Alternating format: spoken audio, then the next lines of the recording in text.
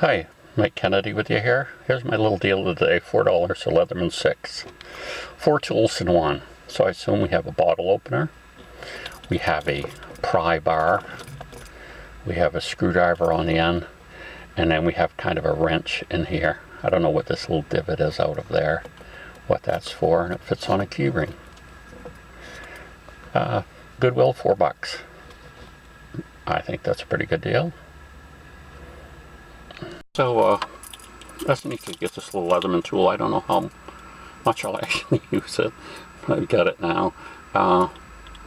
What's interesting about this is a lot of the other tools, at least this wrench is small, so you have a chance of maybe fitting it in somewhere. I don't really need that many bottle openers nowadays. A can opener might be more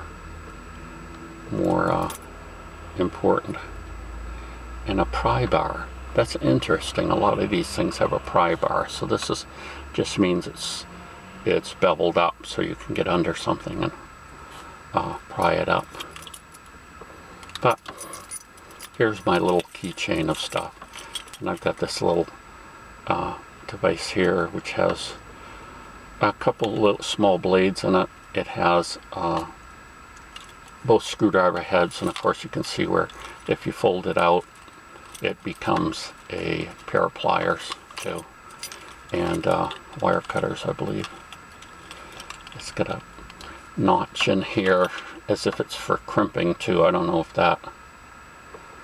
how that would work, but anyway, there was a nice little flashlight that was on this, but it loosened up and fell off, so I don't have that anymore on my thing. The other item I usually do for my things that are in my pocket is this nice, someone gave me this, this nice Kershaw knife. It's it's under 4-inch blades. This is legal to carry in my state in your pocket. It's kind of funny. Now you can carry a gun in your pocket, but you can't carry a knife with over a certain length blade. Now you can carry any size knife you want outside, as long as it's not concealed. But technically, a concealed knife still has to be under 4 inches long, I believe, unless they've changed the laws on me again. This is a nice little knife. Says it's 1445, patented, 8CR 13 MOV, whatever that means. China, made in China. I just heard someone ditzing on steel from China, so I guess you gotta know your steel. But for the uses that I would put this under would be lighter uses, and if I was going to be doing something bigger, I guess I'd have my Moore knife with me. This compass, to use it effectively, you'd have to detach it from all the metal here, because that would affect it. The ferrocerium rod is not magnetic, so that does not affect the compass at all. And you can tell that by just taking a ferrocerium rod and holding it by a compass, and you'll notice the compass doesn't move at all. Whereas if you do metal, other types of metal near it, it will. Brass is non-magnetic.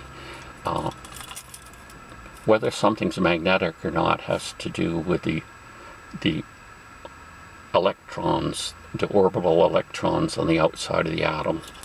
And so in this state, iron and cerium are not combined together and make a non-magnetic substance. But anyway, we'll see if I ever actually use this, but it's kind of neat looking. They have so many of these now. What's happened with the advent of like 3D printers is anyone can design one of these and have at least a prototype printed out in plastic.